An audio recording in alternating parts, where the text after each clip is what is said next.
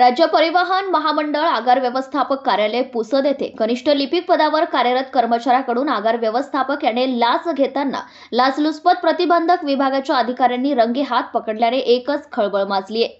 धार्मिक कार्याकरिता शासनाकडून मिळणाऱ्या 15 दिवसांच्या रोखीकरण रजेच्या पैशाची आवश्यकता असल्याने तक्रारदार यांनी रोखीकरण रजेचा सरेंडर रजा असा अर्ज तयार केला व त्यावर पुसद येथील कार्यालयाचे आगार व्यवस्थापक मंगेश पांडे यांची मंजुरीकरिता स्वाक्षरी आवश्यक असल्याने 28/11/2024 रोजी त्यांचे कॅबिनमध्ये जाऊन भेट घेतली। यावेळी मंगेश पांडे यांनी तक्रारदार यास म्हटले की तुम्हाला 15 दिवसाच्या रोखीकरण रजेचे पैसे मंजूर करायचे असेल तर तुमच्या अर्जावर सही करण्यासाठी मला 20,000 रुपये द्यावे लागतील असे म्हणून तक्रारदार यास लाचेची मागणी केली। सध्या 5,000 रुपये देऊ शकतो, उर्वरित रक्कम बिल मंजूर झाल्यावर देईल असे तक्रारदाराने म्हटले असता त्यावर मंगेश पांडे यांनी होकार दर्शवून 5,000 रुपये लाचेचा पहिल्या हप्त्याची मागणी केली आहे।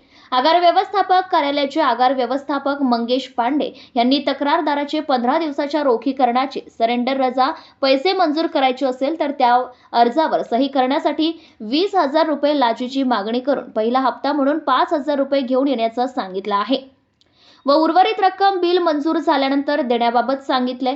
अशा प्रकारे त्यांनी लाचेची मागणी केली आहे। लाचेची रक्कम द्यावयाची नसल्याने तक्रारदार यांनी लाचलुचपत प्रतिबंधक विभाग यवतमाळ यांच्याकडे आगार व्यवस्थापक मंगेश पांडे यांच्या विरुद्ध तक्रार दाखल करून कारवाईची मागणी केली। त्यानुसार आज 4 डिसेंबर 2024 रोजी दुपारी पुसद बस स्थानकामध्ये आगार व्यवस्थापक मंगेश पांडे यांनी तक्रारदार यांच्याकडून लाचेचा पहिल्या हप्त्याची 5,000ची रक्कम स्वीकारत असताना रंगेहात पकडल्याने एकच खळबळ उडाली।